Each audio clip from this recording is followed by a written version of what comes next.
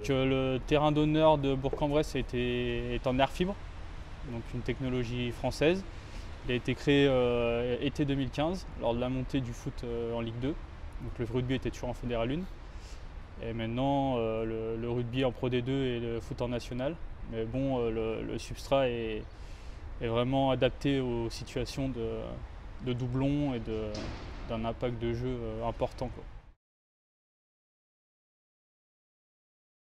En machine, pour tondre, on a une triplex John Deere, donc qui est utilisée dans les golfs en hélicoïdal. Ensuite, on va avoir deux petites tondeuses rotatives pour ramasser après les matchs tout ce qui est déchets de gazon, tonte et tout ça. Ensuite, j'ai un tracteur à demeure avec un pulvé tracté pour mettre sur le tracteur pour faire les fertilisations et parfois pour faire les traitements phytosanitaires. Ensuite, j'ai ici sur site un décompacteur, donc, ce qui va nous servir à aérer le terrain régulièrement, à le décompacter pour gérer la souplesse du terrain, pour accumuler les matchs et puis surtout pour amener de l'air au terrain. Après, en matériel, j'ai un épandeur à engrais, voilà. Et puis sur site, on a une tondeuse rotative plus pour tondre l'annexe.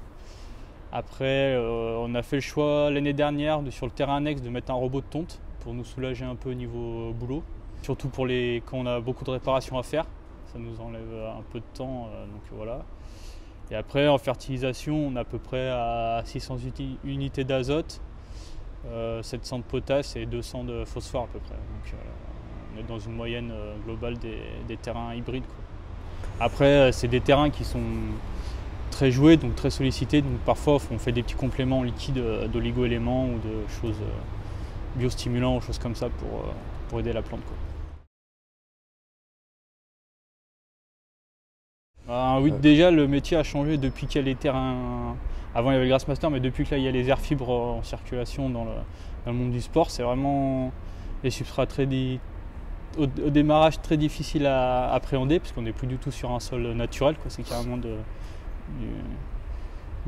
comment on pourrait dire, du synthétique, quoi. C'est vraiment de l'hybride. C'est vraiment on fait vraiment pousser du gazon sur du hors-sol, quoi, comme les cultures hors-sol.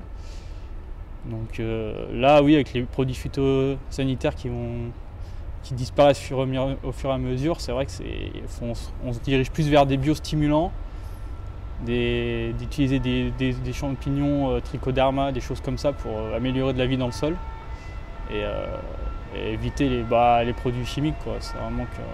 Puis là, là, il y a encore 2-3 produits qui disparaissent, les matières actives disparaissent. Donc là, on est vraiment bloqué niveau... on commence à plus avoir beaucoup de produits, donc si on utilise beaucoup ces produits, les maladies résistent et à la fin, on n'a plus tellement...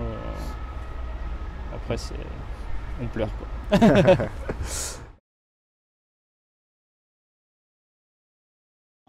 Oui, surtout au niveau du client quand même, parce qu'il faut que le terrain soit présentable début de saison quand même. On ne peut pas présenter quelque chose sec, jaune et tout ça. Et après, il faut savoir qu'ici, la première année, on n'a pas fait la régénération complète, donc on n'avait pas scalpé tout ça. Et là, depuis 2017, on fait le scalpage chaque année. Donc fin mai, en général c'est fin mai, début juin, fin des 2 championnats, on scalpe la pelouse, on ressème et après on est joué à peu près à 8 semaines. Donc ça veut dire que donc le gazon va commencer à pousser début juin et on joue fin juillet dessus. Il y a le premier match amicaux. Donc gazon très jeune qui est sollicité tout de suite. Donc voilà, après on a les championnats qui rattaquent début août.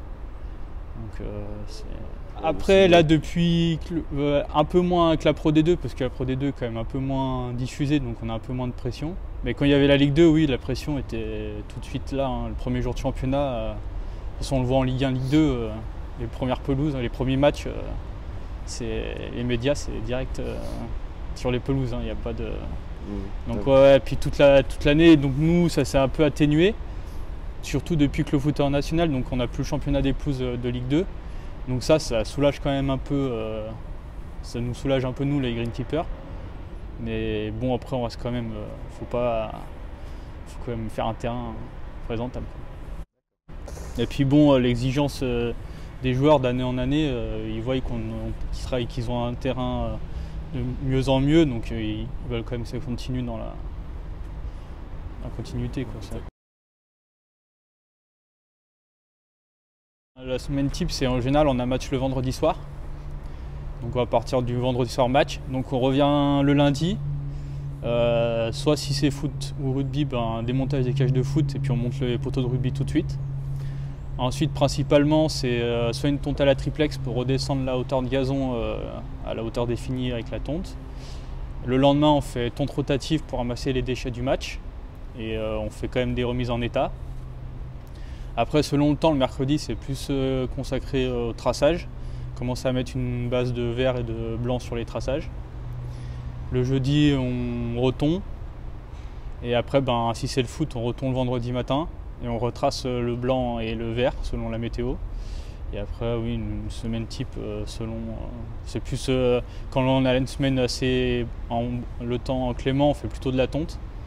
Et après, là, comme hier, j'ai préparé, j'ai fait une aération parce que je sais qu'il va pleuvoir fin de semaine. Donc, déjà pour préparer le terrain à absorber l'eau et puis absorber le match. Ouais. Les maladies en général, c'est soit on la voit le matin et voilà, on est obligé de traiter le soir. Soit on essaye d'anticiper avec tous les produits, les engrais pour essayer que la plante n'ait pas besoin ne tombe pas malade, quoi. Et après la météo, l'année dernière on avait peut-être dû avoir 3 mois de pluie quand même, très humide. Donc bon là, à part faire des aérations et puis limiter un peu les tontes, on n'a pas trop de. On est quand même tributaire du temps. Hein. Là, comme là, les deux semaines de février où il a fait 20 degrés, 25 degrés, ouais, c'est pas habituel. Ouais. Sur le terrain honneur, pas trop parce qu'il est chauffé, donc au niveau de la température, le gazon est quand même habitué, sauf la feuille. Mais sur un terrain annexe, ouais, qui n'est pas chauffé, oui, on voit tout de suite la différence. Ouais. Il est reparti.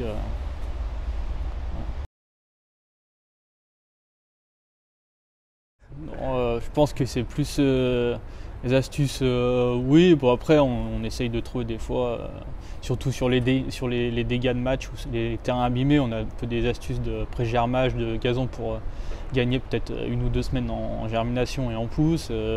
Après les produits, je sais qu'ils utilisent beaucoup d'acides aminés, donc c'est des produits qui vont aider directement la plante, éviter de la fatiguer. Donc ouais, après c'est plus. Et plus sur des petites choses comme ça que vraiment. Moi ici j'ai pas trop de technique personnelle.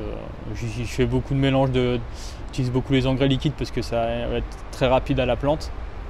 Et que par les périodes froides ou vraiment très chaud, c'est la seule façon que la plante peut vraiment se nourrir et tout ça, quoi.